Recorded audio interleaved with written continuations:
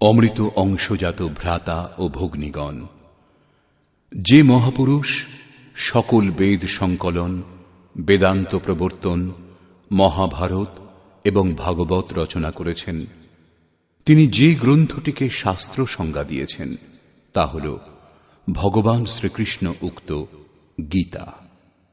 বর্তমানে বিভিন্ন ধরনের পূজা পদ্ধতি এবং পরস্পর বিরোধী সংগঠনগুলি ধর্মের নামে প্রচলিত, যদিও ধর্মের উদ্দেশ্যই হল একমাত্র পরমাত্মার অনুসন্ধান করা। সেই কল্যাণ স্বরূপ পরমাত্মা এক, তাঁকে লাভ করা নির্ধারিত ক্রিয়ার পালন করে যাওয়াই ধর্ম। যখন একমাত্র পরমাত্মা বিদ্যমান, তাঁকে লাভ করার ক্রিয়াও একটাই, তাহলে এত মতান্তর কেন? এর সমাধান করার জন্য প্রকাশিত হল যথার্থ গীতার সারাংশ, গীতার দিব্যবাণী। ধর্মের সহজ স্বরূপ এবং ধর্মলাভের জন্য নির্ধারিত ক্রিয়ার ক্রমবদ্ধ এবং সম্পূর্ণভাবে বর্ণিত যোগেশ্বর শ্রীকৃষ্ণ উক্ত এই গীতা শাস্ত্র। বিশ্বের প্রত্যেক মহাপুরুষ সাধনা সম্বন্ধে যেটুকু বলেছেন সে সমস্তই, এবং বহু গোপনীয় স্থিতি অবস্থার স্পষ্ট বর্ণনা শুধুমাত্র গীতা শাস্ত্রেই রয়েছে। গীতা সম্পূর্ণ মানব জাতির কল্যাণের নির্বিবাদ শাস্ত্র। মহাভারতে এই সংকেত দেওয়া হয়েছে যে যখন কৌরব ও পাণ্ডবগণের সেনা পরস্পরের সম্মুখীন হয়েছিল, তখন সমস্ত নিশাচর কৌরবগণের অন্তরে এবং সমস্ত দেবতা পাণ্ডবগণের অন্তরে প্রবেশ করেছিলেন। এই বলে মহর্ষি ব্যাস স্পষ্ট করলেন যে গীতা শাস্ত্রের পাত্রগুলি হয় দেবতা, না হয় অসুর। সকল পাত্রই এক একটি প্রতীক। অনাদিকাল ধরে প্রত্যেক ব্যক্তির অন্তরে দৈব এবং আসুরিক দুটি প্রবৃত্তি বিদ্যমান। দৈব শক্তির সাহায্যে মানুষ যখন আত্মস্বরূপের দিকে অগ্রসর হয়, তখন কাম, ক্রোধ, রাগ, দেশ ইত্যাদি আসুরিক বৃত্তিগুলি বাধারূপে আক্রমণ করে। এগুলি অতিক্রম করে যাওয়াকেই বাস্তবে যুদ্ধ বলে। অর্জুন শ্রেয় লাভের জন্য ব্যাকুল ছিলেন।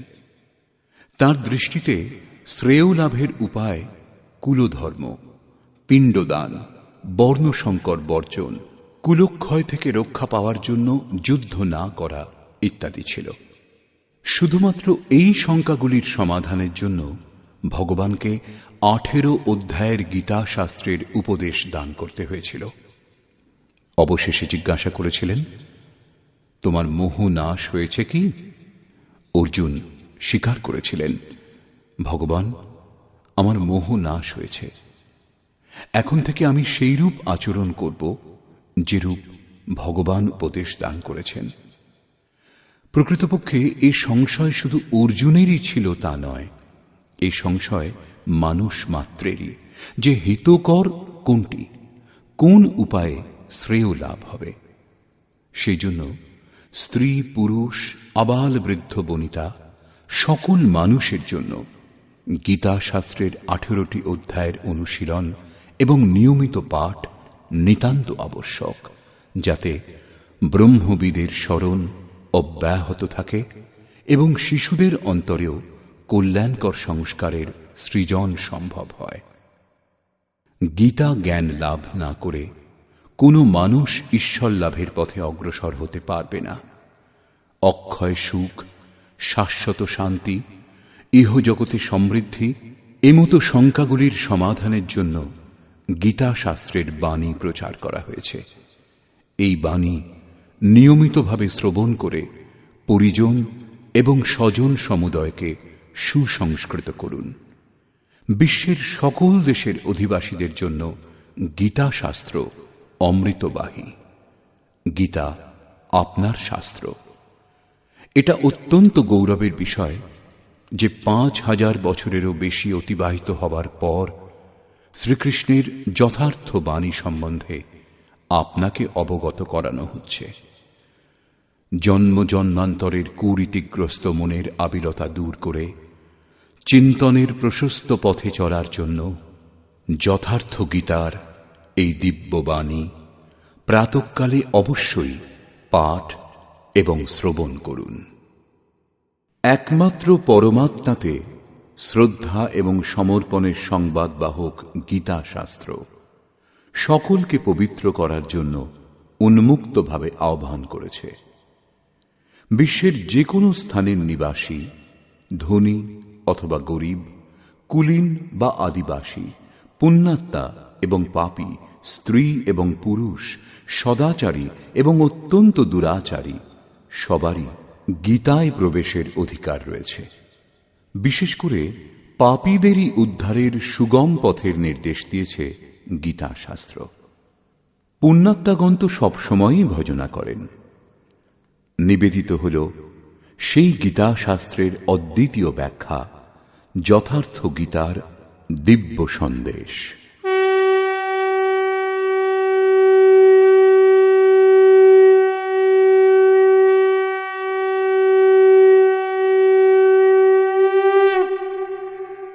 ওম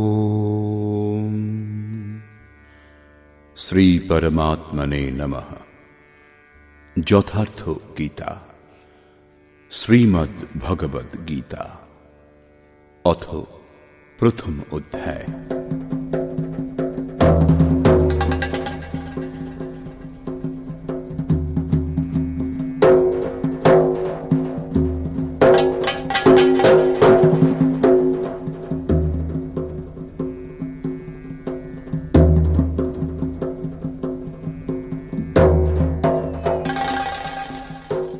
ধৃতরাষ্ট্র উবাচ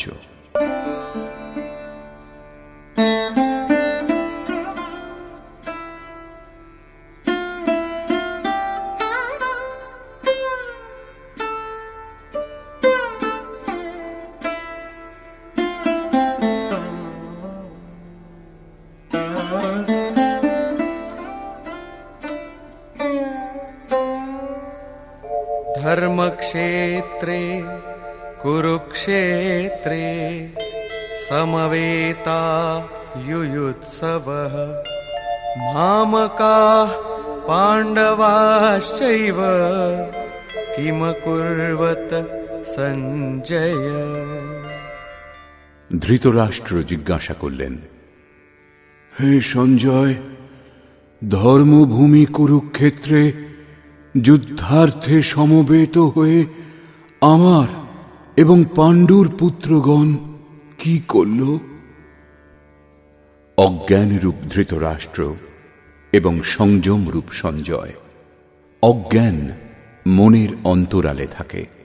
অজ্ঞানাবৃত মন ধৃতরাষ্ট্র জন্মান্ধ, কিন্তু সংযমরূপ সঞ্জয়ের মাধ্যমে তিনি দেখেন ও শোনেন। তিনি জানেন যে পরমাত্মাই একমাত্র সত্য।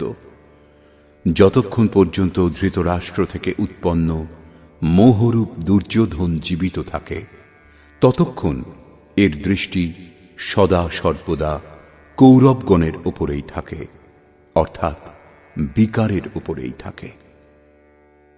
শরীর একটি ক্ষেত্র।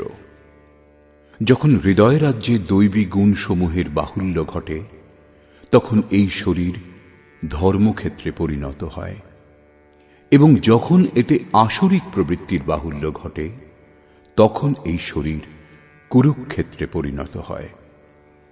কুরু অর্থাৎ কর, এই শব্দ আদেশাত্মক।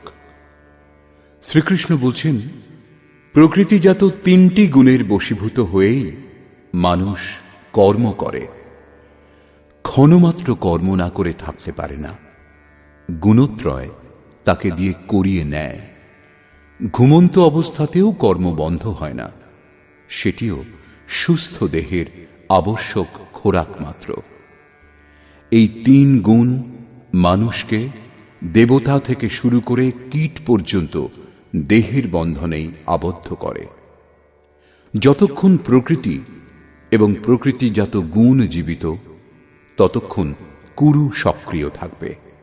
অতএব জন্মমৃত্যুময় এই ক্ষেত্র, বিকারযুক্ত এই ক্ষেত্রই কুরুক্ষেত্র, এবং পরম ধর্ম পরমাত্মাতে প্রবেশ প্রদান করতে পারে যে পুণ্যময় প্রবৃত্তিসমূহ, সেই পুণ্যময় প্রবৃত্তিসমূহের অর্থাৎ পাণ্ডবের ক্ষেত্রই ধর্মক্ষেত্র।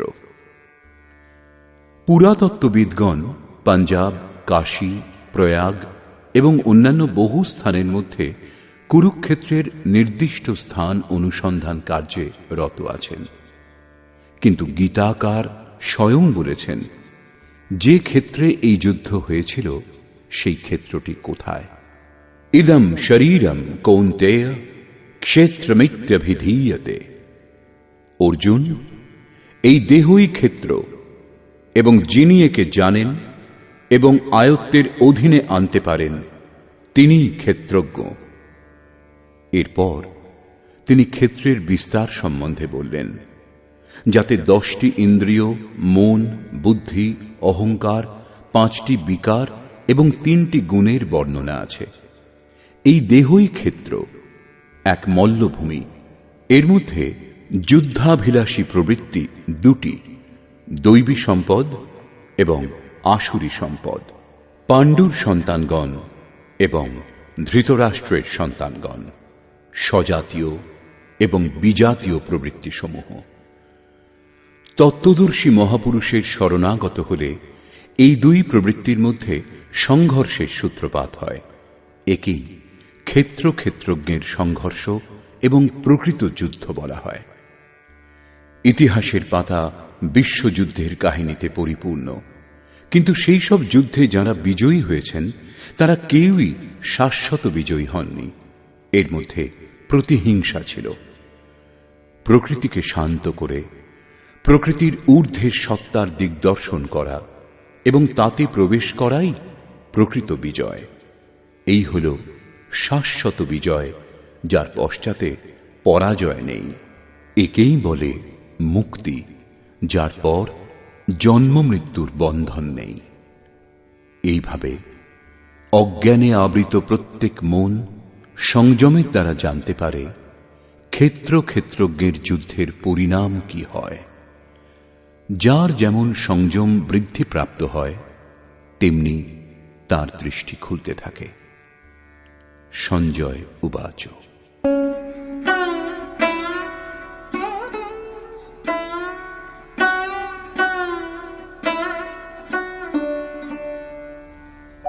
दृष्ट्वा तु पाण्डवानीकम् व्यूढम् दुर्योधनस्तदा आचार्यमुपसङ्गम्य राजा वचनमब्रवीत्।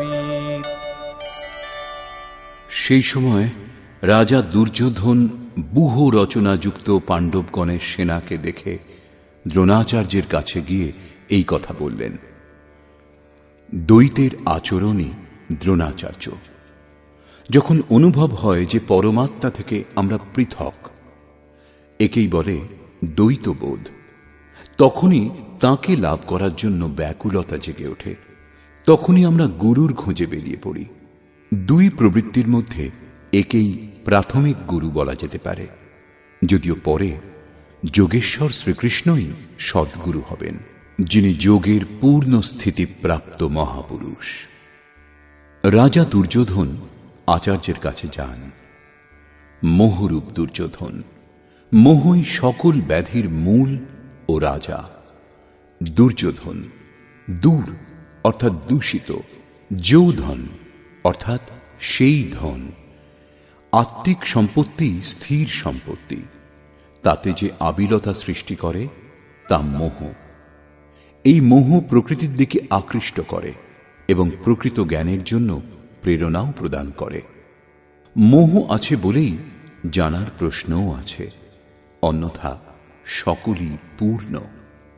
অতএব ব্যূহ রচনাযুক্ত পাণ্ডবগণের সেনাকে দেখে, অর্থাৎ পুণ্যজাত স্বজাতীয় বৃত্তিসমূহকে সংগঠিত দেখে মোহরূপ দুর্যোধন প্রথম গুরু দ্রোণের কাছে গিয়ে বললেন, पश्यैतां पाण्डुपुत्राणाम् आचार्यमहतीं च मूम् व्यूढां द्रुपदपुत्रेण तव शिष्येण धीमता। হে আচার্য, আপনার বুদ্ধিমান শিষ্য দ্রুপদ পুত্র ধৃষ্টদ্যুম্ন দ্বারা বুহাকার রচিত পাণ্ডুপুত্রগণের এই বিপুল সৈন্য সমাবেশ দর্শন করুন। শাশ্বত অচল পদে আস্থা রাখতে পারে যে দৃঢ় মন, তাকে বলে ধৃষ্টদ্যুম্ন। একেই বলে পুণ্যময় প্রবৃত্তি সমূহের নায়ক। সাধন কঠিন ন মন কর টেকা। সাধন কঠিন নয়, মন দৃঢ় হওয়া কঠিন। এবার বললেন সেনার বিস্তার। अत्र शूरा महेश्वासा भीमार्जुनसमायुधि युयुधानो विराटश्च द्रुपदश्च महारथः। এই সেনার মধ্যে মহেশবাসা, মহান ঈশ্বর তত্ত্বে অবস্থিতি প্রদান করতে সক্ষম যে ভাবরূপ ভীম, অনুরাগরূপ অর্জুন, এদের সমকক্ষ অনেক শূরবীর, যেমন সাত্ত্বিকতারূপ সাত্ত্বকী। বিরাট, সর্বত্র ঈশ্বরীয় ভাবপ্রবাহের ধারণা। মহারথী রাজা দ্রুপদ, অর্থাৎ অচল স্থিতি। এবং धृष्टकेतुश्चेकितानः काशीराजश्च वीर्यवान् पुरुजित् कुन्तिभोजश्च शैब्यश्च नरपुङ्गवः। ধৃষ্ট কেতু, দৃঢ় কর্তব্য। চেকিতানা, মন যেখানেই যাক বলপূর্বক সেখান থেকে আকর্ষণ করে ইষ্টে স্থির করা। কাশীরাজ, কায়ারূপ কাশীতেই সেই সাম্রাজ্য। পুরুজিত, স্থূল, সূক্ষ্ম ও কারণ শরীরকে জয় করতে সাহায্য করে যে, সেই পুরুজিত। কুন্তিভোজ, কর্তব্যের দ্বারা জগতের ওপর জয়লাভ, নরের মধ্যে শ্রেষ্ঠ। শৈব্য, অর্থাৎ সত্য ব্যবহার। युधामन्युश्च विक्रान्तः उत्तमौजाश्च वीर्यवान् सौभद्रो द्रौपदेयाश्च सर्व एव महारथाः। এবং পরাক্রমশালী যুধামন্যু, যুদ্ধের অনুরূপ মনের বোধ। উত্তমৌজাহা, শুভকামনায় মগ্ন সুভদ্রাপুত্র অভিমন্যু। শুভ আধার লাভ হলে মন ভয়মুক্ত হয়ে যায়। এরূপ শুভ আধার প্রাপ্ত অভয় মন ধ্যানরূপ দ্রৌপদীর পঞ্চপুত্র। বাৎসল্য, লাবণ্য, সহৃদয়তা, সৌম্যতা, স্থিরতা, এরা সকলেই এক একজন মহারথী। সাধন পথে সম্পূর্ণ যোগ্যতার সঙ্গে চলার শক্তি এরাই যোগায়। এইভাবে রাজা দুর্যোধন পাণ্ডব পক্ষের 15-20টি নামের উল্লেখ করলেন, যেগুলি দৈবী সম্পদের গুরুত্বপূর্ণ অঙ্গ। বিজাতীয় প্রবৃত্তির রাজা হওয়া সত্ত্বেও মোহই স্বজাতীয় প্রবৃত্তিসমূহকে অনুভব করতে বাধ্য করে। এরপর দুর্যোধন নিজের পক্ষের সংক্ষিপ্ত বর্ণনা করলেন।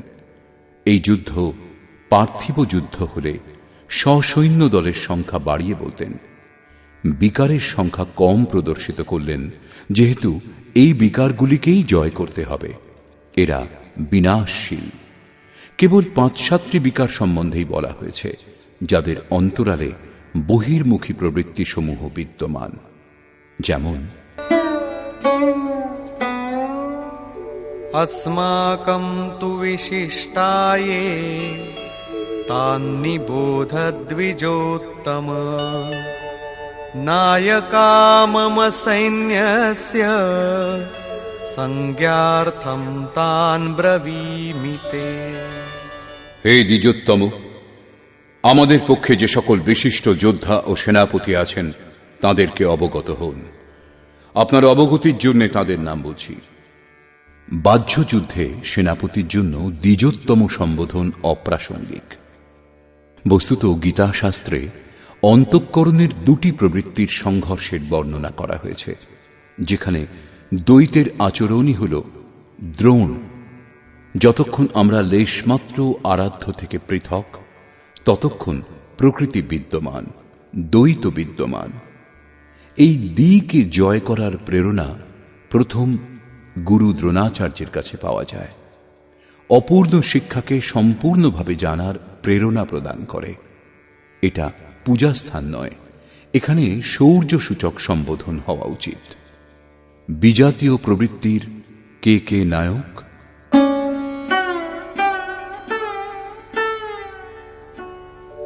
ভবান ভীষ্মশ্চ কর্ণশ্চ কৃপশ্চ সমিতিঞ্জয়ঃ অশ্বত্থামা বিকর্ণশ্চ সৌমদত্তিস্তথৈব চ। একজন স্বয়ং আপনি, অর্থাৎ দ্বৈতের আচরণরূপ দ্রোণাচার্য। ভ্রমরূপ পিতামহ ভীষ্মও আছেন। এই বিকারসমূহ ভ্রম থেকে উৎপন্ন হয়, শেষ পর্যন্ত জীবিত থাকে। তাই পিতামহ সম্পূর্ণ সেনার মৃত্যুর পরেও জীবিত ছিলেন।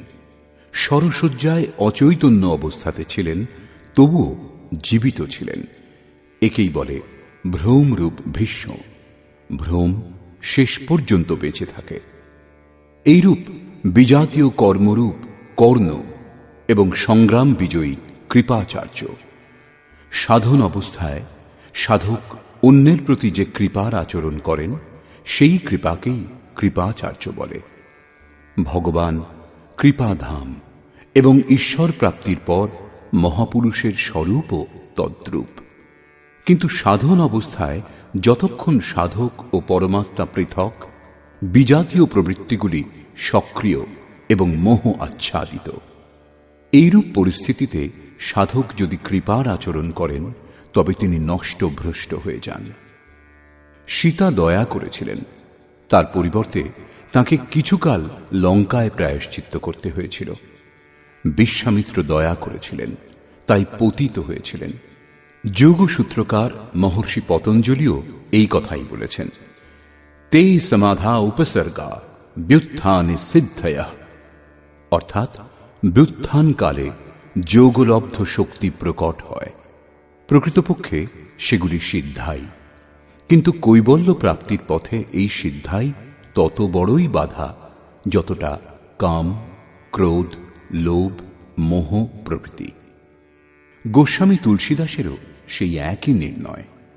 ছোরত গ্রন্থি জানি খগরায়া বিঘ্ন অনেক করই তব মায়া ঋদ্ধি সিদ্ধি প্রেরই বহু ভাই বুদ্ধি লোভ দিখাবহি আই। মায়া অনেক বিঘ্ন সৃষ্টি করে, শক্তি প্রদান করে, এমনকি সিদ্ধে পরিণত করে। এইরূপ সিদ্ধ সাধক যদি পাশ দিয়ে শুধু হেঁটে যান, তাহলে মরণাপন্ন রোগীও বেঁচে ওঠে। সেই রোগী যদিও সুস্থ হয়ে ওঠে, কিন্তু সাধক যদি সেটা নিজের অবদান বলে মনে করেন, তাহলে তিনি নিশ্চয়ই নষ্ট ভ্রষ্ট হয়ে যাবেন। একজন রোগীর স্থানে হাজার হাজার রোগী তাকে ঘিরে ধরবে এবং ভজন চিন্তনের ক্রম অবরুদ্ধ হয়ে যাবে।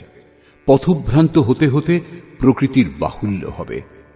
যদি লক্ষ্য দূরে এবং সাধক কৃপা করেন, তবে কৃপার একার আচরণই সমিতিঞ্জয়, অর্থাৎ সমস্ত সেনাবাহিনীকে জয় করবে। এই কারণে যতক্ষণ সাধক পূর্ণতা লাভ না করছেন, ততক্ষণ এই সব থেকে সাবধান থাকা দরকার। দয়া বিনু সন্ত কসাই দয়া করি তো আফত আই, অর্থাৎ দয়া না করলে সাধু ব্যক্তি কসাইয়ের সমতুল্য, আর দয়া প্রদর্শন করলেও অধঃপতনের সম্ভাবনা। এইরূপ আসক্তিরূপ অশ্বত্থামা জগতের অর্থাৎ জাগতিক যে কোনো বস্তুর প্রতি আকর্ষণকেই আসক্তি বলে। দ্বৈতের আচরণই দ্রোণাচার্য। এই দ্বৈতই আসক্তির জন্মদাতা। শস্ত্রধারী অবস্থাতে আচার্য দ্রোণকে বধ করা সম্ভব ছিল না। তিনি অজেয় ছিলেন। ভগবান শ্রীকৃষ্ণ বলেছিলেন, কৌরব পক্ষের একটি হাতির নাম অশ্বত্থামা। ভীম সেই হাতিটিকে হত্যা করেছে। অশ্বত্থামা মারা গিয়েছে, এইরূপ ঘোষণা করুন। এই অপ্রিয় ঘটনার কথা শুনে আচার্য মর্মাহত হয়ে শিথিল হয়ে যাবেন। সেটাই তাকে বধ করার উপযুক্ত সময়। ভীম হাতিটিকে বধ করে হত্যা করে প্রচার করেছিলেন, অশ্বত্থামা মারা গিয়েছে। আচার্য দ্রোণ ভেবেছিলেন তার পুত্র অশ্বত্থামা মারা গিয়েছে। তিনি শোকে মুহ্যমান হয়ে পড়েছিলেন। ধনুক তার হাত থেকে পড়ে গিয়েছিল। তিনি হতাশ, নিশ্চেষ্ট হয়ে যুদ্ধভূমিতে বসে পড়েছিলেন। সেই মুহূর্তে তাকে বধ করা হয়েছিল। পুত্রের প্রতি অত্যধিক আসক্তি তার মৃত্যুর কারণ হয়ে দাঁড়িয়েছিল। অশ্বত্থামা দীর্ঘজীবী ছিলেন। নিবৃত্তির শেষ মুহূর্ত পর্যন্ত বাধা দেয়, তাই একে অমর বলা হয়েছে। বিকল্পরূপ বিকর্ণ। সাধনার উন্নত অবস্থাতে মনে কিছু অসাধারণ কল্পনার উদয় হয়। মনে সংকল্প বিকল্প জাগে যে স্বরূপ লাভের পর ভগবানের তরফ থেকে কিরূপ সিদ্ধাই, কিরূপ অলৌকিক শক্তি প্রদান করা হবে। সাধক ঈশ্বর চিন্তনের পরিবর্তে ঈশ্বরের ঐশ্বর্যের চিন্তা করতে শুরু করেন। যদিও সাধকের উচিত একাগ্র হয়ে কর্ম করে যাওয়া, ফললাভের কামনা করা উচিত নয়। কিন্তু যখন তিনি সিদ্ধাই অর্থাৎ যোগলব্ধ শক্তির কামনা করতে শুরু করেন, তখন এইরূপ মনোভাব অর্থাৎ বিকল্পকেই বিকর্ণ বলে। এই কল্পনাগুলি অসাধারণ, কিন্তু সাধনাতে ভয়ঙ্করভাবে বাধা দেয়। ভ্রম উৎপাদক সাহসী হল ভূরিশ্রবা। সাধনা স্তর উন্নত হলে সকলেই সাধকের প্রশংসা করতে শুরু করেন। বলে, ইনি মহাত্মা, ইনি সিদ্ধ পুরুষ, দিব্য গুণের অধিকারী। তার সমক্ষে লোকপালও বিনীত হয়ে যান। এমন ব্যবহার এবং প্রশংসা দ্বারা সাধক আনন্দের আতিশয্যে পথহারা হন। এইরূপ শ্বাসকেই ভূরিশ্রবা বলা হয়। পূজ্য গুরুদেব বলতেন, সমাজ যদি পুষ্পবৃষ্টি করে, প্রশংসা করে, বিশ্ববন্দ জগৎগুরু বলে, তোমার তাতে কিছু লাভ হবে না, শুধু কান্নাকাটি করতে থাকবে। কিন্তু যদি ভগবান তোমাকে সাধুর আখ্যা দেন, তবে সর্বস্ব লাভ করবে। সমাজ বলুক অথবা নাই বলুক, তুমি সর্বস্ব লাভ করবে। এইরূপ প্রশংসাতে অভিভূত হওয়াকেই ভ্রম উৎপাদক শ্বাস অর্থাৎ ভূরিশ্রবা বলে। অত্যধিক প্রশংসার ফলে সাধনার হ্রাস হয়। অতএব ভ্রম উৎপাদক শ্বাসই হল ভূরিশ্রবা। সংযমের স্তর উন্নত হলে পরে যে বিকারগুলি বাধা দেয়, এগুলি তাদেরই নাম। আসক্তিরূপ অশ্বত্থামা, বিকল্পরূপ বিকর্ণ এবং ভ্রমপূর্ণ শ্বাস ভূরিশ্রবা। এরা সকলেই বহির্মুখী প্রবাহের নায়ক।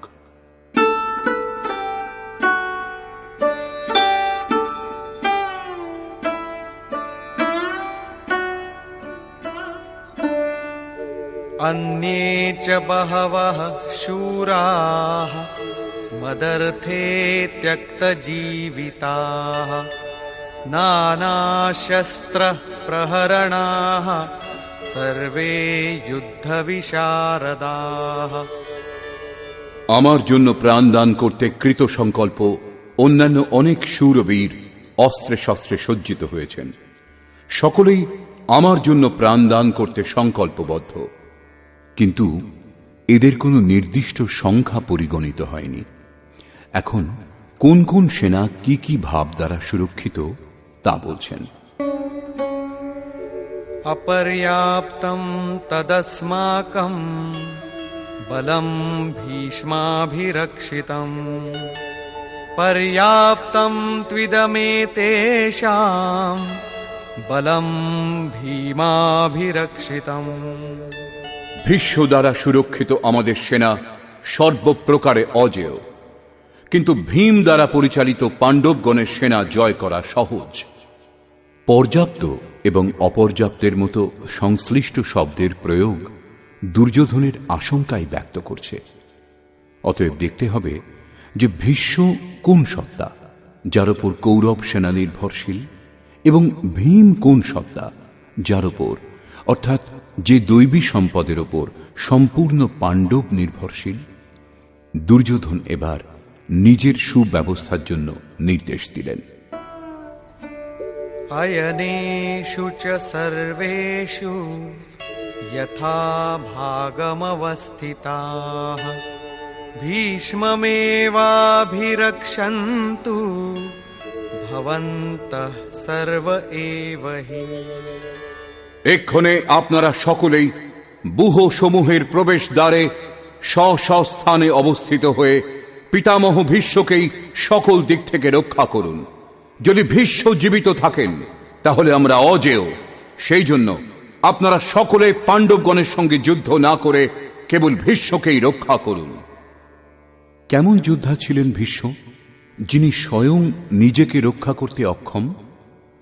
কৌরব সেনাকে তার রক্ষার ব্যবস্থা করতে হচ্ছিল। এটা কোনো বাহ্য যুদ্ধ নয়, ভ্রমই ভীষ্ম। যতক্ষণ ভ্রম বিদ্যমান ততক্ষণ বিজাতীয় প্রবৃত্তিগুলি অর্থাৎ কৌরব অজেয়। অজেয় শব্দের অর্থ এই নয় যে অজেয়কে জয় করা যায় না। অজেয়র অর্থ হল দুর্জয়, একে জয় করা কষ্টসাধ্য। মহা অজয় সংসার রিপু जीति सकई सो वीर। যখন ভ্রম মিটে যায় তখন অবিদ্যা অস্তিত্ববিহীন হয়ে পড়ে। মোহ ইত্যাদি যা কিছু আংশিক পরিমাণে টিকে থাকে তাও শীঘ্রই শেষ হয়। ভীষ্মের ছিল ইচ্ছা মৃত্যু, ইচ্ছাই ভ্রম, এবং এই ইচ্ছার সমাপ্তি ও ভ্রম দূর হওয়া একই ব্যাপার। একথাই সন্ত কবীর সরলভাবে বলেছেন, ইচ্ছা কায়া ইচ্ছা মায়া ইচ্ছা জগ উপজায়া, কহ কবীর যে ইচ্ছা বিবর্জিত তা কা পার না পায়া। যেখানে ভ্রম নেই তা অপার ও অব্যক্ত। এই দেহের জন্মের কারণ ইচ্ছা, ইচ্ছাই মায়া, এবং ইচ্ছাই এই জগতের উৎপত্তির কারণ। সো কাময়ত তदैक्षत বহুস্যাং প্রজায়েয় ইতি। কবির বলেছেন, যিনি সর্বপ্রকার কামনা রহিত, তিনকা পার না পায়া। তিনি অপার, অনন্ত, অসীম তত্ত্ব উপলব্ধি করেন। यो कामो निष्काम आप्तकाम आत्मकामो न तस्य प्राणा उत्क्रामन्ति ब्रह्मैव सन् ब्रह्मप्येति। যিনি কামনা রহিত, আত্মাতে স্থির আত্মস্বরূপ, তার কখনো পতন হয় না। তিনি ব্রহ্মে একীভূত হন। সাধনের আরম্ভে ইচ্ছাগুলি অনন্ত হয়। এই অনন্ত ইচ্ছার শেষ হতে হতে অবশেষে পরমাত্মা প্রাপ্তির শেষ ইচ্ছা বাকি থাকে। যখন এই ইচ্ছাও পূর্ণ হয় তখন ইচ্ছার বিলুপ্তি ঘটে। যদি এর থেকেও শ্রেষ্ঠ কোনো বস্তুর অস্তিত্ব থাকত তাহলে তা লাভ করার ইচ্ছা অবশ্যই জেগে উঠত। যখন এর চেয়ে শ্রেষ্ঠ কিছু নেই তখন ইচ্ছাও সমূলে বিনষ্ট হয়, এবং ইচ্ছার বিলুপ্তির সঙ্গে সঙ্গে ভ্রম ও নাশ হয়। একেই ভীষ্মের ইচ্ছা মৃত্যু বলে। এইভাবে ভীষ্ম দ্বারা সুরক্ষিত আমাদের সেনা সর্বপ্রকারে অজেয়। যতক্ষণ ভ্রম দূর না হয় ততক্ষণ অবিদ্যা সক্রিয় থাকে। ভ্রম দূর হলে অবিদ্যা ক্রিয়াহীন হয়ে যায়। ভীম দ্বারা পরিচালিত এদের সেনাকে জয় করা সহজ। ভাবরূপী ভীম, ভাবে বিদ্যতে দেবঃ। ভাবে সেই ক্ষমতা আছে যা অবিদিত পরমাত্মাকেও প্রত্যক্ষ করতে সাহায্য করে। ভাববস্য ভগবান সুখ নিধান করুণা অয়ন। শ্রীকৃষ্ণ একেই শ্রদ্ধা বলেছেন। ভাবের সাহায্যে ভগবানকেও বশ করা সম্ভব। এর দ্বারাই পুণ্যময় প্রবৃত্তিসমূহের বিকাশ হয়।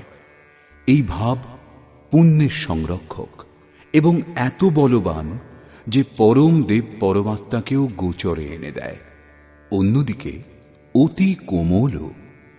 আজকের ভাব কাল অভাবে বদলাতে দেরি লাগে না। আজ আপনি বলছেন যে মহারাজজি খুব ভালো, কাল হয়তো বলবেন না, আমি দেখেছি মহারাজজি ক্ষীর খান। ঘাস পাত যে খাত হ্যাঁ তিনহি সতাবে কাম, দুধ मलाई খাত যে তিন কি জানে রাম। অর্থাৎ তৃণভোজীদেরও কাম তাড়না দেয়। যারা দুধ মালাই খান, ঈশ্বর তাদেরই স্মরণ দেন। ইষ্টের আচরণে লেশমাত্র ত্রুটি বোধ হলে ভাব টলে ওঠে, পুণ্যময় প্রবৃত্তিসমূহ বিচলিত হয়, ইষ্টের সঙ্গে যে সম্বন্ধ তা ছিন্ন হয়। তাই ভীম দ্বারা রক্ষিত তাদের সেনা জয় করা সহজ। মহর্ষি পতঞ্জলিরও সেই একই নির্ণয়। স তু দীর্ঘকাল নৈরন্তর্য সৎকারা সেবিতো দৃঢ়ভূমি। অর্থাৎ দীর্ঘকাল পর্যন্ত নিরন্তর শ্রদ্ধা ভক্তিপূর্বক সাধন করে গেলেই অভ্যাস দৃঢ় হয়।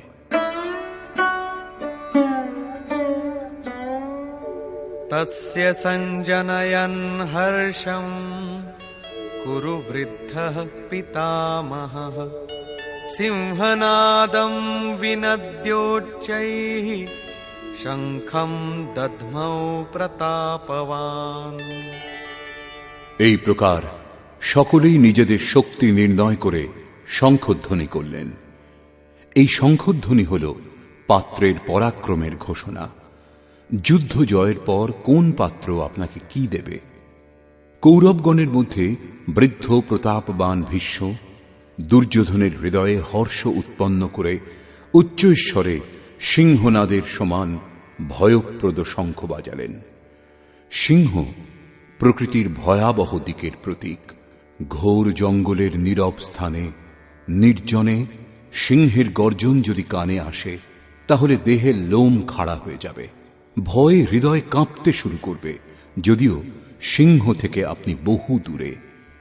ভয় প্রকৃতিজাত, পরমাত্মায় তার স্থান নেই, কারণ পরমাত্মা অভয় সত্তা। ভ্রমরূপ ভীষ্ম বিজয়ী হলে প্রকৃতির যে ভয়ারণ্যের মধ্যে আপনি আছেন, তার থেকেও ভয়ঙ্কর ভয়ের আবরণ আপনাকে ঢেকে ফেলবে। ভয়ের আরো একটি স্তর বৃদ্ধি পাবে, ভয়ের আবরণ আরো ঘন হয়ে উঠবে। এছাড়া ভ্রম আর কিছু দিতে পারে না। অতএব প্রকৃতি থেকে নিবৃত্তি গন্তব্যে যাওয়ার পথ। সংসারে প্রবৃত্তি প্রতারণা করে, ঘোর অন্ধকারময়। এর বেশি কোনো ঘোষণা কৌরবদের নেই।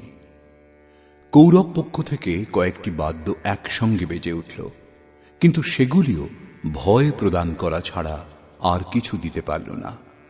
প্রত্যেক বিকার কিছু না কিছু ভয়ই প্রদান করে। সেজন্য তারাও ঘোষণা করলেন, ততঃ শঙ্খাশ্চ ভৈর্যশ্চ পণবানক গোমুখাঃ সহসৈবাভ্যহন্যন্ত সশব্দস্তু মূলোऽভবৎ। এরপর অনেক শঙ্খ, ভেরি, ঢোল এবং রণশৃঙ্গাদি রণবাদ্যযন্ত্র একসঙ্গে বেজে উঠল। সেগুলির শব্দ অত্যন্ত ভয়ঙ্কর পরিস্থিতি সৃষ্টি করল। ভয় সঞ্চার করার অতিরিক্ত কৌরবদের কোনো ঘোষণা নেই। বহির্মুখী বিজাতীয় প্রবৃত্তি সফল হলে মোহরূপ অন্ধকার আরো ঘন করে দেয়। এরপর পুণ্যময় প্রবৃত্তিসমূহের দিক থেকে ঘোষণা করা হল, যার মধ্যে প্রথম ঘোষণাটি যোগেশ্বর শ্রীকৃষ্ণের।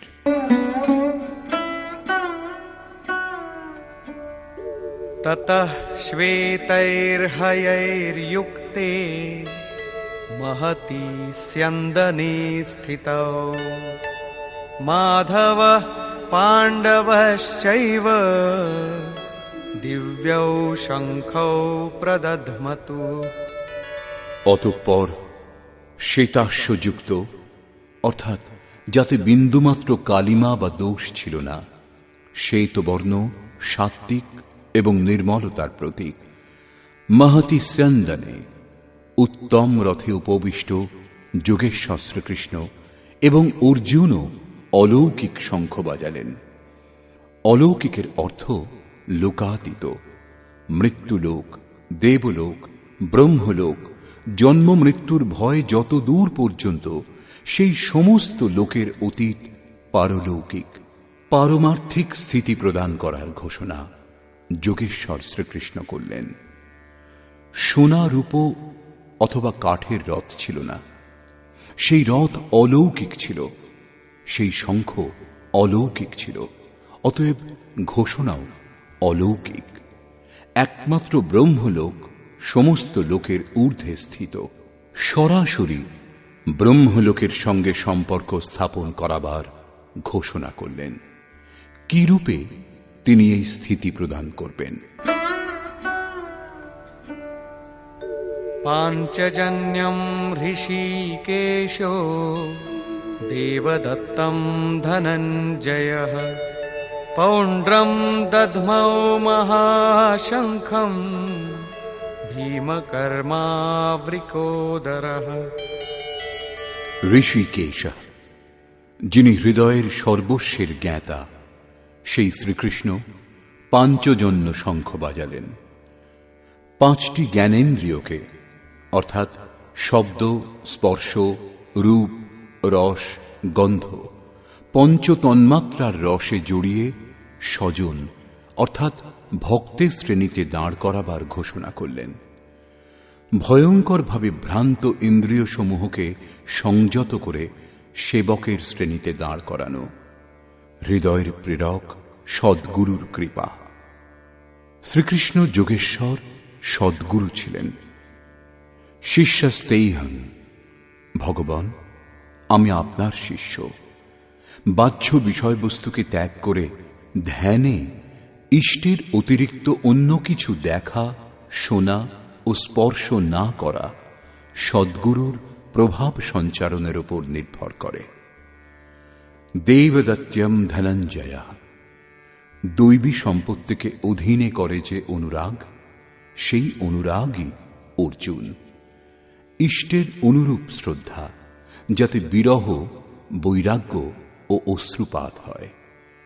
যেমন গদগদ গিরা নয়ন বহ নীরা, রোমাঞ্চ হয় যখন অন্তরে ইষ্ট ছাড়া অন্য কোনো বিষয়বস্তুর লেশমাত্র সংঘর্ষ হয় না, তখন এই অবস্থাকে অনুরাগ বলা হয়।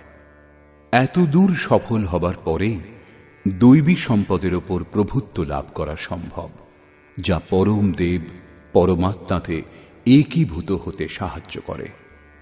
এর আরেক নাম ধনঞ্জয়। এক ধন পার্থিব সম্পত্তি, যা দিয়ে শরীর নির্বাহের ব্যবস্থা করা হয়। আত্মার সঙ্গে এর কোনো সম্বন্ধ নেই। এছাড়া স্থির আত্মিক সম্পত্তি নিজ সম্পত্তি। বৃহদারণ্যকোপনিষদে যাজ্ঞবল্ক্য মৈত্রেয়ীকে এই উপদেশ দিলেন, ধনসম্পন্ন পৃথিবীর স্বামিত্ব দ্বারাও অমৃতত্বের প্রাপ্তি সম্ভব নয়। এর উপায় হল আত্মিক সম্পত্তি।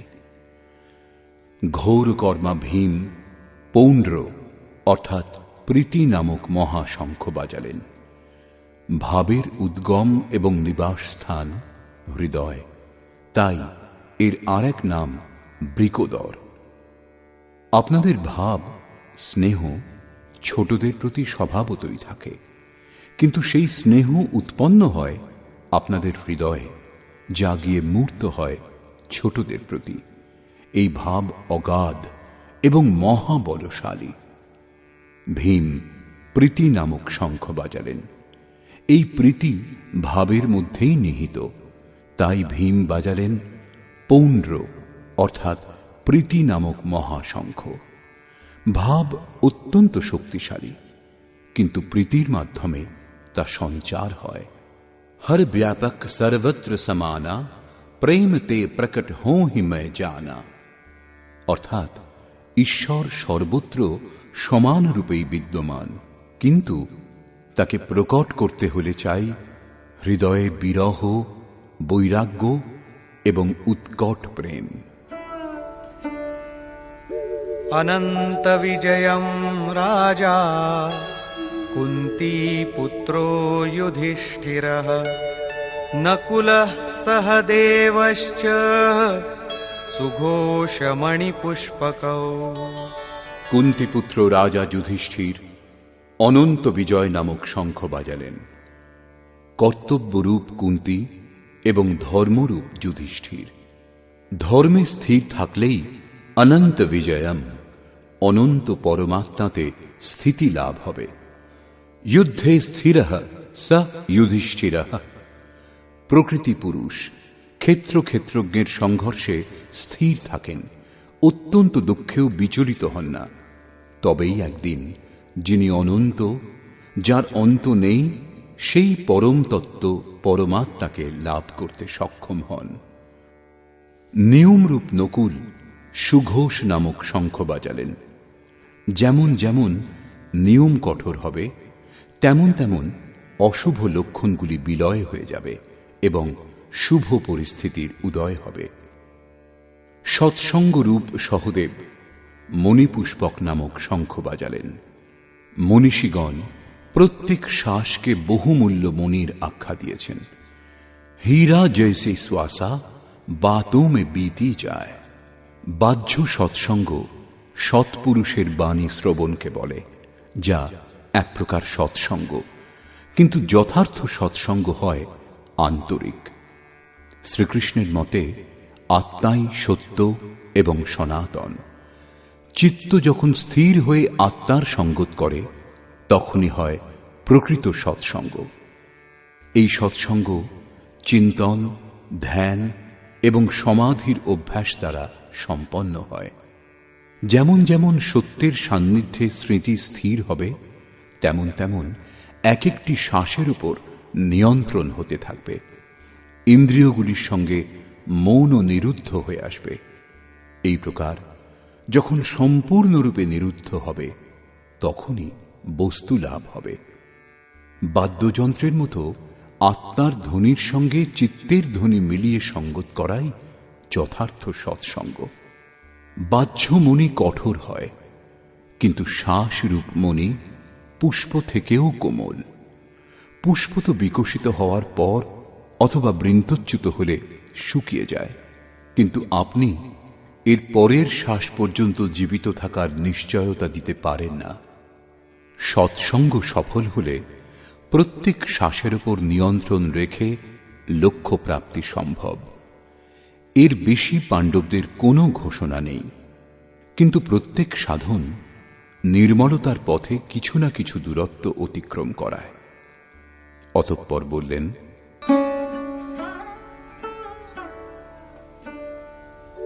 কাশ্যশ্চ পরমেশ্বাসঃ শিখণ্ডী চ মহারথঃ ধৃষ্টদ্যুম্নো বিরাটশ্চ সাত্যকিশ্চাপরাজিতঃ।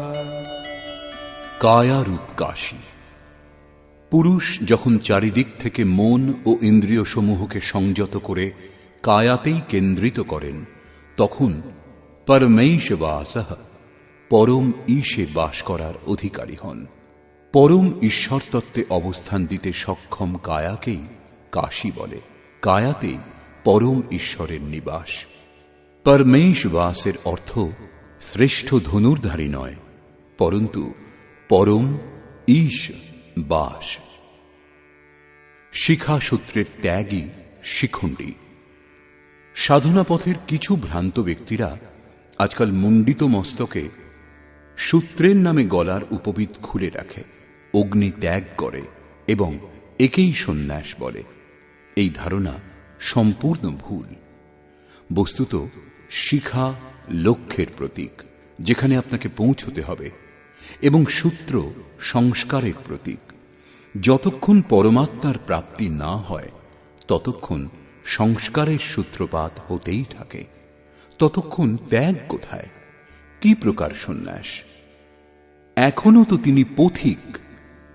যখন প্রাপ্য বস্তুর প্রাপ্তি হয়, পূর্বের সমস্ত সংস্কারের সূত্র ছিন্ন হয়, এইরূপ অবস্থাতে সম্পূর্ণরূপে ভ্রম মিটে যায়। সেজন্যই শিখণ্ডী ভ্রমরূপে ভীষ্মের বিনাশ করে। শিখণ্ডী চিন্তন পথের বিশিষ্ট যোগ্যতারূপ মহারথীকে বলে। ধৃষ্টদ্যুম্ন দৃঢ় ও অচল মন এবং বিরাট, সর্বত্র বিরাট ঈশ্বরের প্রসার দেখার ক্ষমতা, এইসবই হল দৈব সম্পদের প্রমুখ গুণ। সাত্ত্বিক, তাই সাত্ত্বিকী। সত্য চিন্তনের প্রবৃত্তি, অর্থাৎ যদি সাত্ত্বিকতা বিদ্যমান থাকে তাহলে আর পতনের সম্ভাবনা থাকে না। এই সংঘর্ষে পরাজয় হতে দেয় না। দ্রুপদো দ্রৌপদেয়াশ্চ সর্বশঃ পৃথিবীপতে সৌভদ্রশ্চ মহাবাহুঃ শঙ্খান দদ্মুঃ পৃথক পৃথক।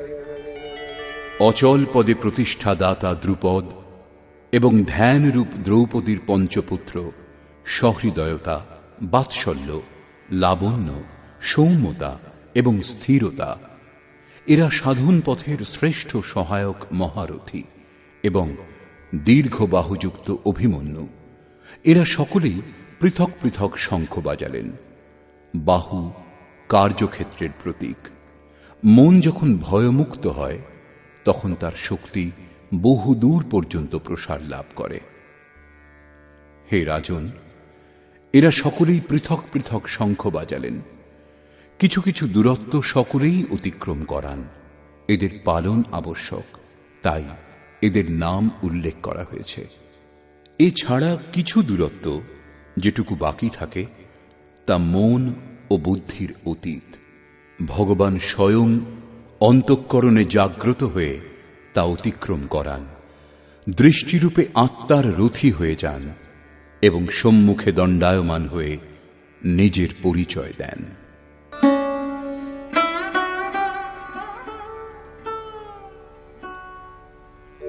সঘোষোধার্তরাষ্ট্রাণাম হৃদয়ানি ব্যদারয়ত নভশ্চ পৃথিবীম চৈব তুমুলো ব্যনুনাদয়ন। সেই তুমুল শঙ্খধ্বনি আকাশ ও পৃথিবী প্রতিধ্বনিত করে ধৃতরাষ্ট্রপুত্রগণের হৃদয় বিদীর্ণ করল। সেনা পাণ্ডব পক্ষেও ছিল, কিন্তু হৃদয় বিদীর্ণ হল কেবল ধৃতরাষ্ট্রপুত্রগণের।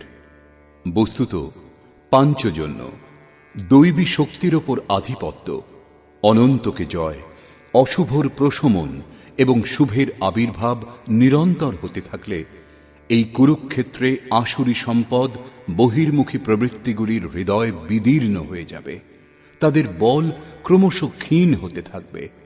পূর্ণ সফলতা লাভ হলে মোহময়ী প্রবৃত্তিগুলি সম্পূর্ণরূপে শান্ত হয়ে যায়। অথ ব্যবস্থিতান দৃष्ट्वा ধার্তরাষ্ট্রান কপিধ্বজঃ প্রবৃত্তে শস্ত্র সম্পাতে ধনুরুদ্যম্য পাণ্ডবঃ ঋষিকেশম তদা বাক্যম ইদমাহ মহীপতে সেনয়োরুভয়োর্মধ্যে রথম স্থাপয়মেচ্যুত। সংযমরূপ সঞ্জয় অজ্ঞানাবৃত মনকে বোঝালেন যে, হে রাজন, কপিধ্বজা বৈরাগ্যরূপ হনুমান, বৈরাগ্যই যার ধ্বজা। ধ্বজাকে রাষ্ট্রের প্রতীক বলা হয়। কারো কারো মতে পতাকা চঞ্চল ছিল, তাই কপিধ্বজ বলা হয়েছে, কিন্তু তা নয়। এখানে কপি সাধারণ বানর নয়, স্বয়ং হনুমানই ছিলেন, যিনি মান অপমানের হনন করেছিলেন। সমমান নিরাদর আদরহি প্রকৃতির বিষয়বস্তু থেকে আসক্তির ত্যাগই বৈরাগ্য।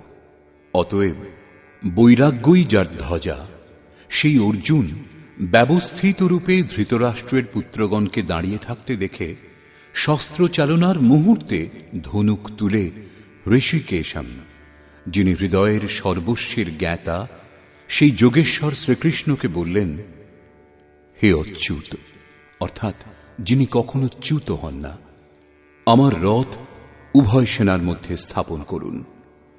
এখানে সারথীকে আদেশ দেওয়া নয়, ইষ্টের অর্থাৎ সদ্গুরুর প্রতি অনুরোধ করা হয়েছে। কেন স্থাপন করবেন? यावदेतान् निरीक्षेऽहं योद्धुकामानवस्थितान् कैर्मया सह योद्धव्यम् अस्मिन् रणसमुद्यमे। যতক্ষণ আমি যুদ্ধার্থে অবস্থিত এদের উত্তম রূপে নিরীক্ষণ না করি যে এই মহারণে আমাকে কাদের সঙ্গে যুদ্ধ করতে হবে এবং কে কে আমার সঙ্গে যুদ্ধ করার যোগ্য। योत्स्यमानानवेक्षेऽहं य एतेऽत्र समागताः धार्तराष्ट्रस्य दुर्बुद्धेर्युद्धे प्रियचिकीर्षवः। দুর্বুদ্ধি দুর্যোধনের হিতকামী যে সকল রাজাগণ যুদ্ধ করার জন্য এখানে উপস্থিত হয়েছেন, তাদের আমি দেখতে চাই, সেই জন্য রথ স্থাপন করুন।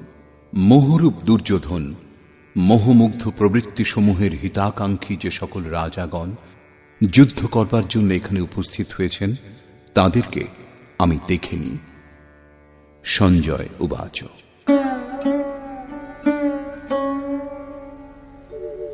एवमुक्तो ऋषिकेशो गुडाकेशेन भारत सेनयोरुभयोर्मध्ये स्थापयित्वा रथोत्तमम् भीष्मद्रोणप्रमुखतः सर्वेषां च महीक्षिताम् उवाच पार्थ पश्यैतान् সমবেতান কুরু নীতি।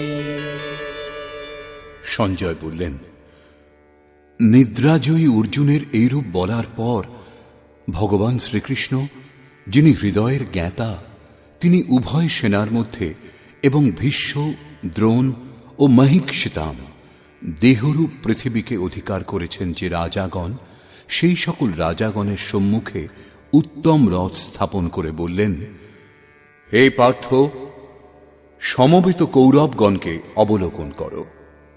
এখানে উত্তম রথের অর্থ সোনার উপর নির্মিত রথ নয়। সংসারে উত্তমের পরিভাষা নশ্বর বস্তুর অনুকূলতা প্রতিকূলতার উপর দেওয়া হয়, কিন্তু এই পরিভাষা পূর্ণ নয়, যা আমাদের আত্মা অর্থাৎ স্বরূপের সঙ্গে সর্বদা সহযোগিতা করে, তাই একমাত্র উত্তম, যার পর অনুত্তম অর্থাৎ মলিনতা বলে আর কিছু থাকে না। তত্রাপশ্যৎ স্থিতান পার্থঃ পিতॄনথ পিতামহান আচার্যান মাতুলান ভ্রাতॄন পুত্রান পৌত্রান সখীনস্তথা শ্বশুরান সুহৃদশ্চৈব সেনয়োরুভয়োরপি। এছাড়া সুনিশ্চিত লক্ষ্যযুক্ত পার্থিব দেহকে যিনি রথ স্বরূপ বিবেচনা করেছেন, সেই পার্থ উভয় পক্ষের সেনা দলের মধ্যে পিতৃব্যগণকে, পিতামহগণকে, আচার্যগণকে, মাতুলগণকে, ভ্রাতাগণকে, পুত্রগণকে, পৌত্রগণকে, মিত্রগণকে, শ্বশুরগণকে এবং সুহৃদগণকে অবস্থিত দেখলেন। উভয় সেনাদলের মধ্যে অর্জুন কেবল নিজের পরিবার, মামার পরিবার, শ্বশুরের পরিবার এবং সুহৃদ ও গুরুজনদের দেখতে পেলেন। মহাভারতকালের গণনা অনুসারে 18 অক্ষৌহিনী অর্থাৎ আনুমানিক 40 লক্ষের সমকক্ষ হবে, কিন্তু প্রচলিত গণনা অনুসারে 18 অক্ষৌহিনী অর্থাৎ 6.5 আরব সংখ্যায় হবে, যা আজকের বিশ্বের জনসংখ্যার সমকক্ষ। আজ সমগ্র বিশ্বে মাত্র ততই জনসমূহের জন্য বিশ্বস্তরে আবাস, খাদ্য এবং জনসংখ্যার সমস্যা সমুপস্থিত। এই বিশাল জনসমূহ অর্জুনের 3-4টি আত্মীয়ের পরিবারই মাত্র ছিল। এত বিশাল পরিবার কি কারো হয়? কখনোই না। এই সকলই হৃদয় ক্ষেত্রের ছবি।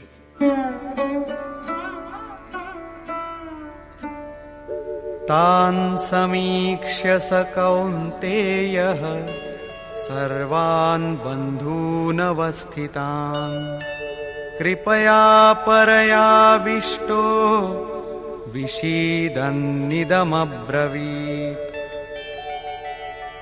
কুন্তিপুত্র অর্জুন সেই বন্ধুগণকে যুদ্ধক্ষেত্রে অবস্থিত দেখে অত্যন্ত করুণাপূর্ণ হয়ে শোক করতে লাগলেন, কারণ দেখলেন এরা সকলেই তাঁর নিজের আত্মীয় স্বজন। অতএব বললেন, অর্জুন উবাচ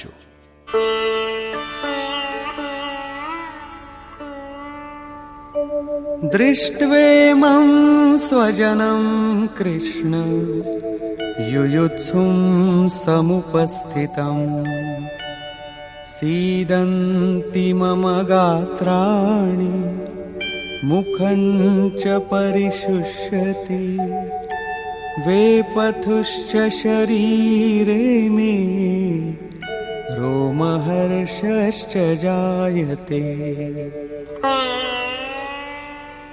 হে কৃষ্ণ, আত্মীয় স্বজনকে যুদ্ধার্থ উপস্থিত দেখে আমার অঙ্গ প্রত্যঙ্গাদি অবসন্ন, আমার মুখ শুষ্ক হচ্ছে, আমার শরীর কম্পিত ও রোমাঞ্চিত হচ্ছে। এখানেই শেষ নয়। गाण्डीवं स्रंसते हस्तात् त्वक्चैव परिदह्यते न च शक्नोम्यवस्थातुं भ्रमतीव च मे मनः। আমার হাত থেকে গাণ্ডীব খসে পড়ছে এবং চর্ম যেন দগ্ধ হচ্ছে। অর্জুন সন্তপ্ত হয়ে উঠছেন যে এই যুদ্ধ কি ধরনের, যার মধ্যে শুধু স্বজনই দাঁড়িয়ে। অর্জুনের ভ্রম হয়েছিল। তিনি বললেন, এখন আমি দাঁড়াতেও অসমর্থ, এখন এর বেশি আমার দেখার সামর্থ্য নেই। निमित्तानि च पश्यामि विपरीतानि केशव न च श्रेयोनुपश्यामि हत्वा स्वजनमाहवे। হে কেশব, এই যুদ্ধের লক্ষণও বিপরীত দেখছি। যুদ্ধে আত্মীয়দের হত্যা করলে মঙ্গল হবে এও দেখি না। কুলকে বধ করলে কল্যাণ কিরূপে সম্ভব?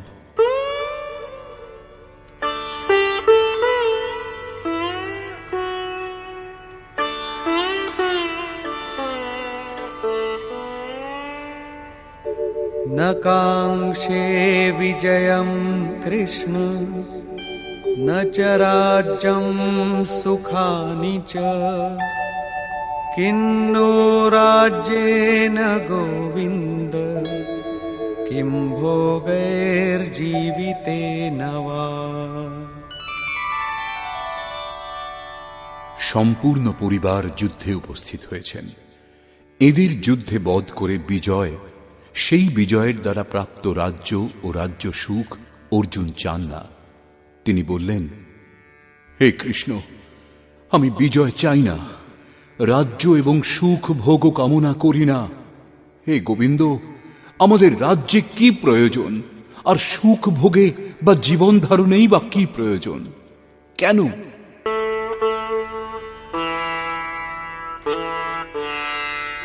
येषामर्थे काङ्क्षितं नो राज्यं भोगाः सुखानि च तैमेव स्थिता युद्धे प्राणांस त्यक्त्वा धनानि च।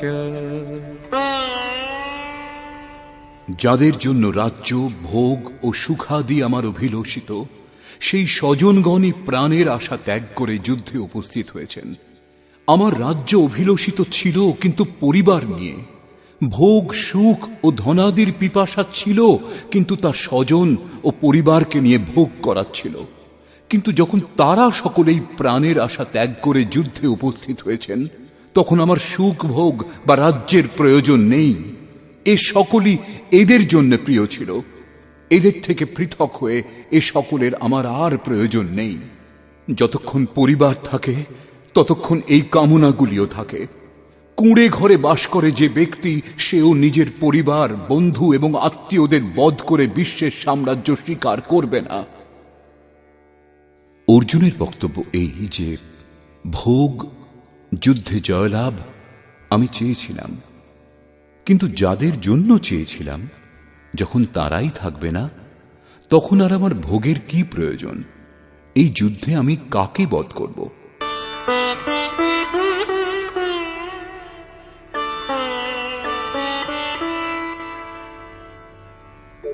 आचार्याः पितरः पुत्राः तथैव च पितामहाः मातुलाः श्वशुराः पौत्राः शालाः सम्बन्धिनस्तथा। এই যুদ্ধে আচার্যগণ, পিতৃব্যগণ, পুত্রগণ, পিতামহগণ, মাতুলগণ, শ্বশুরগণ, পৌত্রগণ, শ্যালকগণ এবং স্বজনগণই উপস্থিত হয়েছেন।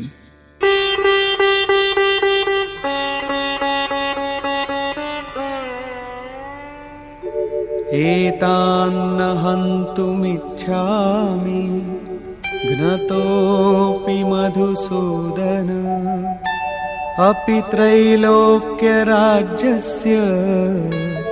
हेतो किन्नु मही कृते। হে মধুসূদন, এরা আমাকে বধ করলেও ত্রৈলোক্য রাজ্যের জন্য আমি এদের বধ করতে চাই না। পৃথিবী মাত্র রাজ্যের জন্য কি কথা? 18 অক্ষৌহিনী সেনার মধ্যে অর্জুন কেবল নিজের পরিবারকেই দেখতে পেয়েছিলেন। এত অধিক স্বজন বাস্তবে কারা? বস্তুত অনুরাগী অর্জুন। সাধন ভজনের শুরুতে প্রত্যেক অনুরাগী সমক্ষে এই সমস্যাই দেখা দেয়।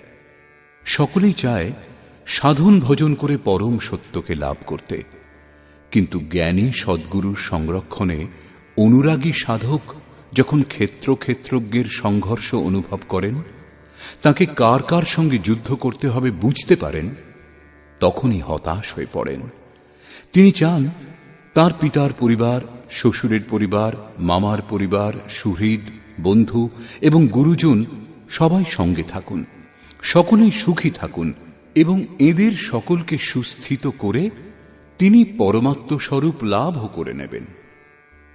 কিন্তু যখন জানতে পারেন আরাধনার পথে অগ্রসর হতে হলে পরিবার ত্যাগ করতে হবে, এই সম্বন্ধগুলির মোহ থেকে মুক্ত হতে হবে, তখনই তিনি অধীর হয়ে ওঠেন।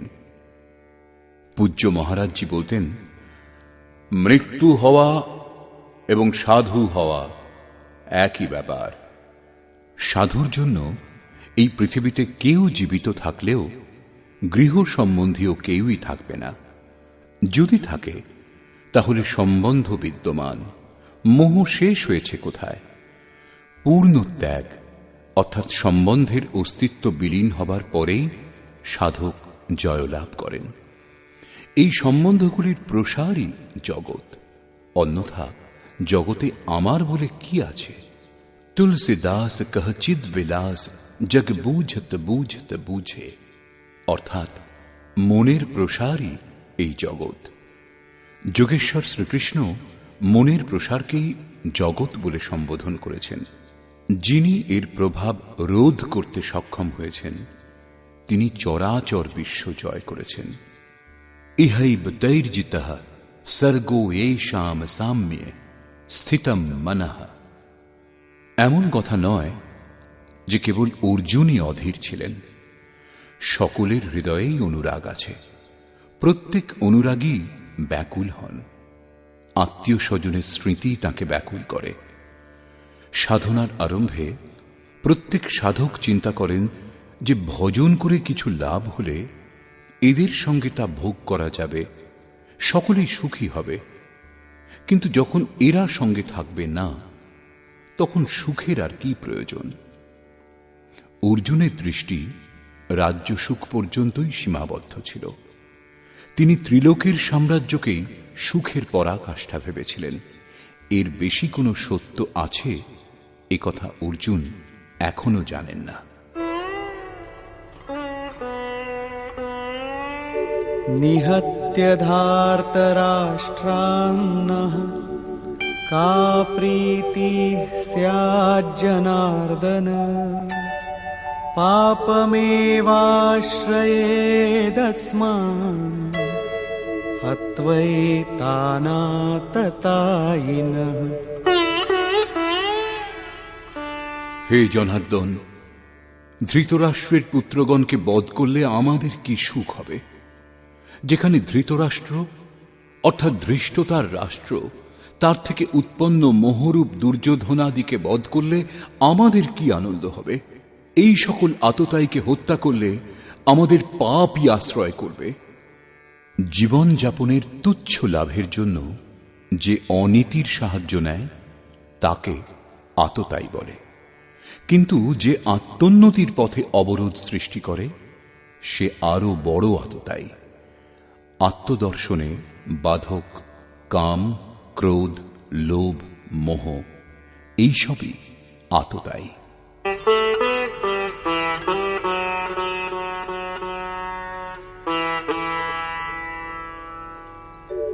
তস্মান্নার্হা বয়ম হন্তুম ধার্তরাষ্ট্রান স্ববান্ধবান স্বজনম হি কথম হত্বা সুখিনঃ স্যাম মাধব। অতএব হে মাধব, স্বীয় বান্ধব ধৃতরাষ্ট্রের পুত্রগণকে আমাদের বধ করা উচিত নয়। স্ববান্ধব কিরূপে? তারা সকলেই তো শত্রু ছিল। বস্তুত শরীরের আত্মীয়তা অজ্ঞানজনিত। ইনি মামা, শ্বশুরবাড়ি, স্বজন সমুদায় এ সকলই অজ্ঞান। যখন এই দেহটাই নশ্বর, তখন এর কুটুম্বিতাই বা কি করে শাশ্বত হবে? যতক্ষণ মোহ, ততক্ষণই আমার সুহৃদ, আমার পরিবার, আমার জগৎ। মোহ নেই তো কিছুই নেই। সেজন্য অর্জুন শত্রুদেরও স্বজন রূপেই দেখতে পেয়েছিলেন। তিনি বলছেন যে নিজ কুটুম্বকে বধ করে আমরা কিরূপে সুখী হব? যদি অজ্ঞান ও মোহ না থাকে তবে কুটুম্বেরও কোনো অস্তিত্ব নেই। এই অজ্ঞানই আবার জ্ঞানেরও প্রেরক। ভর্তৃহরি, তুলসীদাস এমন অনেক মহাপুরুষ বৈরাগ্যের প্রেরণা তাদের স্ত্রীর কাছ থেকে পেয়েছিলেন। কেউ বা বিমাতার ব্যবহারে ব্যথা পেয়ে বৈরাগ্যের পথে এগিয়ে গেছেন, এও দেখা গেছে।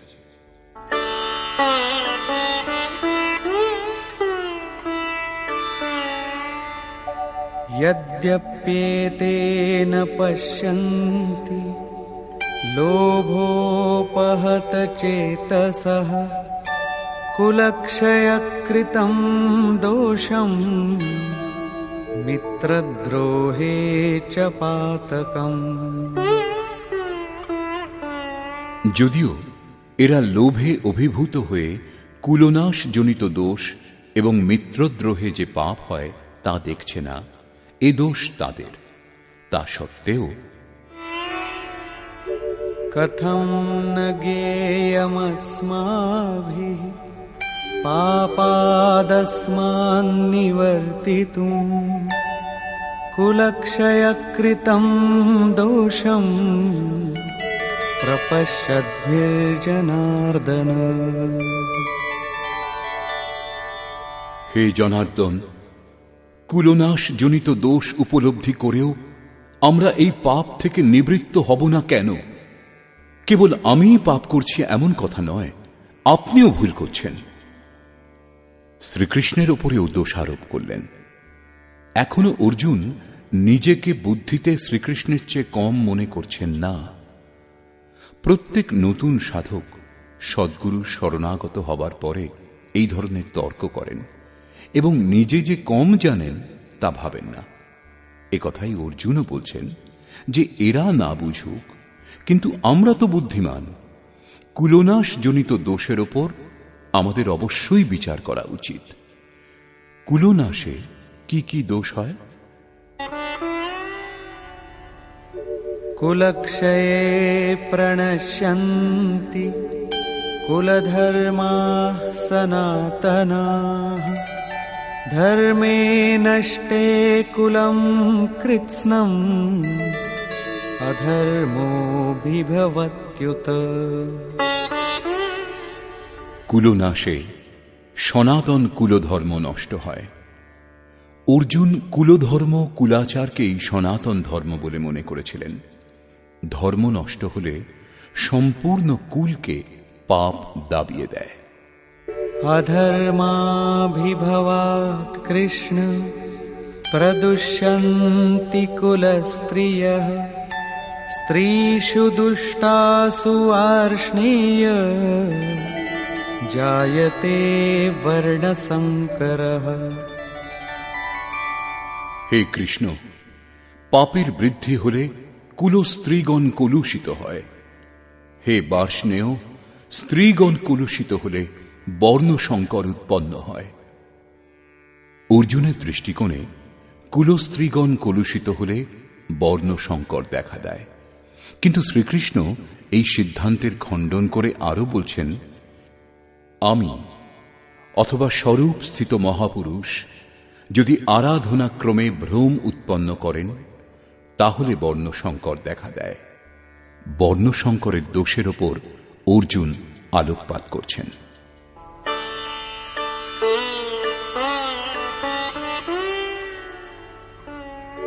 संकरो नरकायैव कुलघ्नानां कुलस्य च।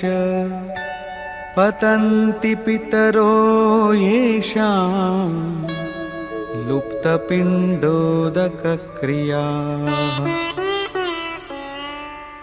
বর্ণসংকর হলে কুলনাশকগণ এবং কুল নরকে পতিত হয়।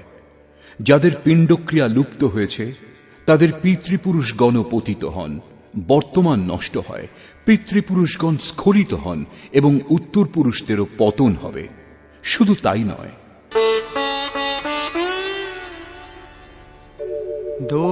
दोषैरेतैः कुलघ्नानां वर्णसंकरकारकैः उत्साद्यन्ते जातिधर्माः कुलधर्माश्च शाश्वताः। এই সকল বর্ণসংকর কারক দোষের দ্বারা কুল এবং কুলঘাতকগণের সনাতন কুলধর্ম এবং জাতি ধর্ম নষ্ট হয়।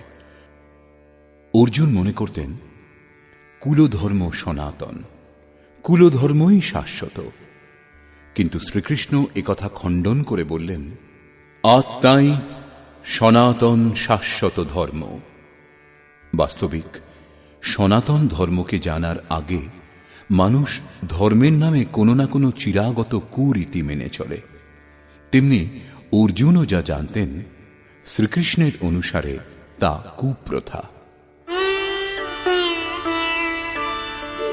उत्सन्नकुलधर्माणां मनुष्याणां जनार्दन नरके नियतं वासो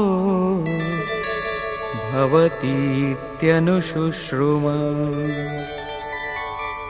হে জনার্দন, যাদের কুলধর্ম নষ্ট হয়েছে তাদের অনন্তকাল নরকে বাস করতে হয়, এইরূপ আমি শুনেছি। কেবল কুলধর্মই নষ্ট হয় না, পরন্তু শাশ্বত সনাতন ধর্মও নষ্ট হয়ে যায়।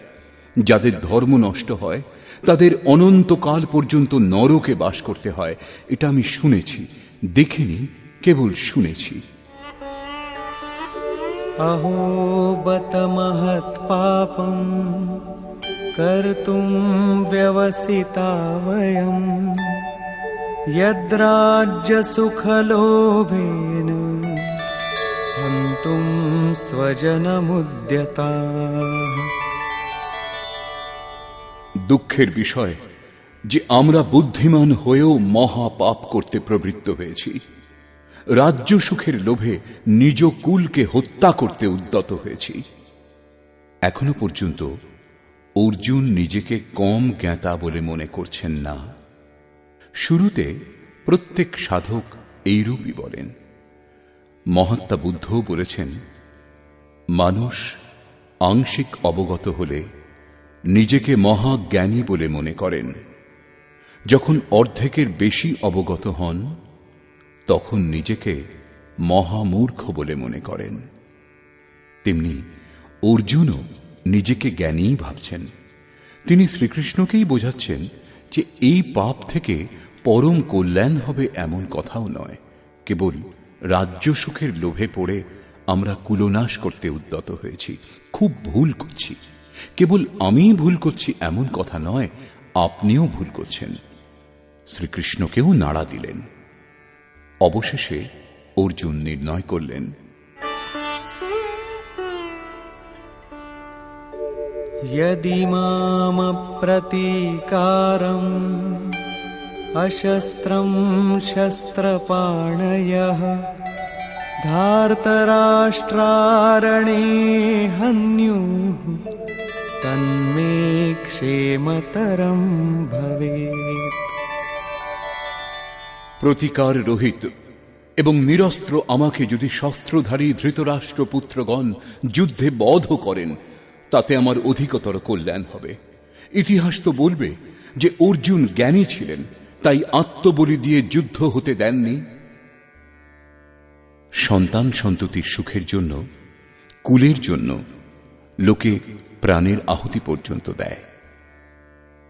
বিদেশে গিয়ে বৈভবপূর্ণ প্রাসাদে থাকলেও অল্পদিনের মধ্যেই নিজের কুঁড়ে ঘরের কথা মনে পড়ে। মোহ এত প্রবল হয়। তাই অর্জুন বললেন যে শস্ত্রধারী ধৃতরাষ্ট্রপুত্রগণ প্রতিকারে অনিচ্ছুক আমাকে যদি যুদ্ধে বধ করেন, তবু তা আমার জন্য অতি কল্যাণকর হবে। পরিবার তো সুখী থাকবে। সঞ্জয় উবাচ।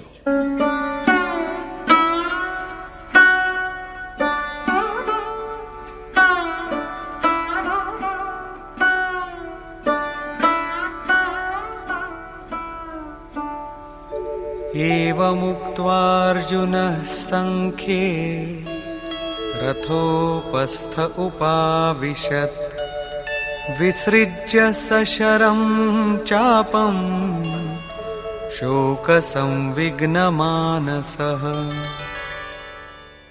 সঞ্জয় বললেন, রণভূমিতে শোকসন্তপ্ত অর্জুন এইরূপ বলে ধনুর্বাণ ত্যাগ করে রথের পশ্চাৎ ভাগে বসে পড়লেন, অর্থাৎ ক্ষেত্রজ্ঞের সংঘর্ষ থেকে সরে দাঁড়ালেন। নিষ্কর্ষ। গীতা শাস্ত্রে ক্ষেত্রজ্ঞের যুদ্ধের বর্ণনা করা হয়েছে।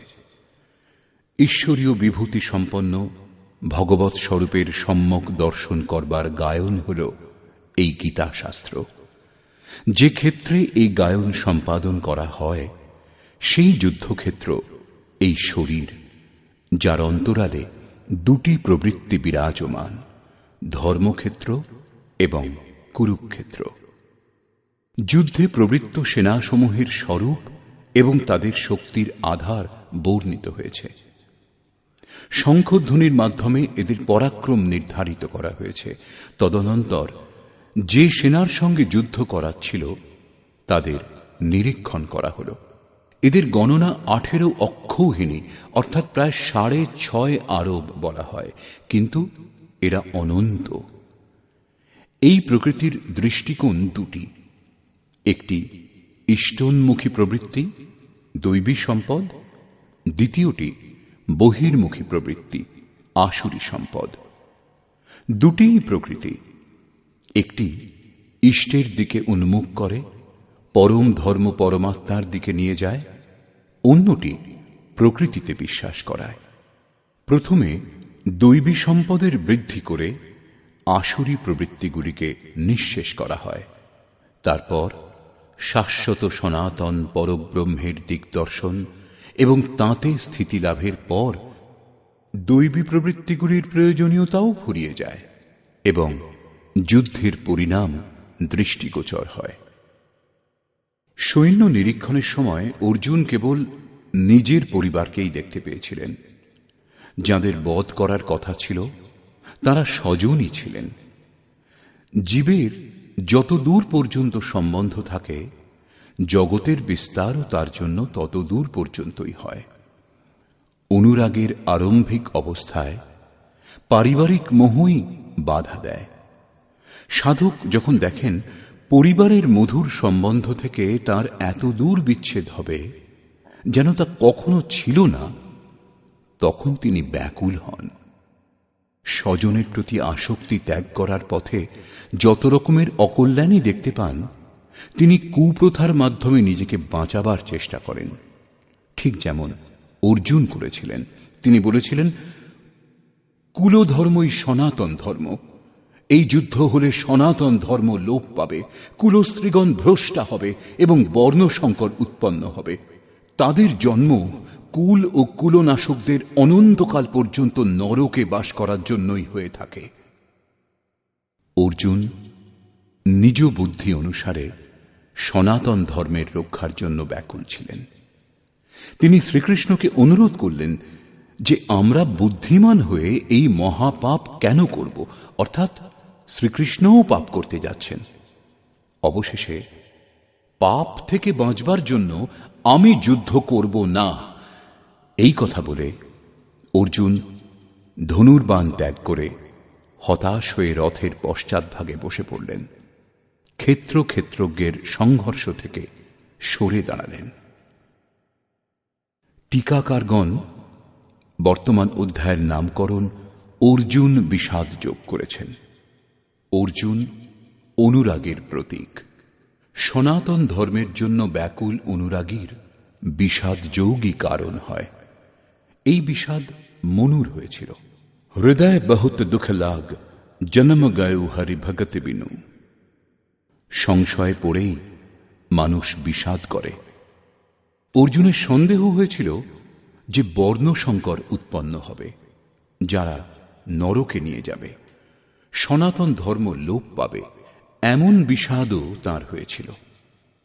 অতএব সংশয় বিষাদ যোগের সামান্য নামকরণ বর্তমান অধ্যায়ের জন্য উপযুক্ত বলে মনে হয়। অতএব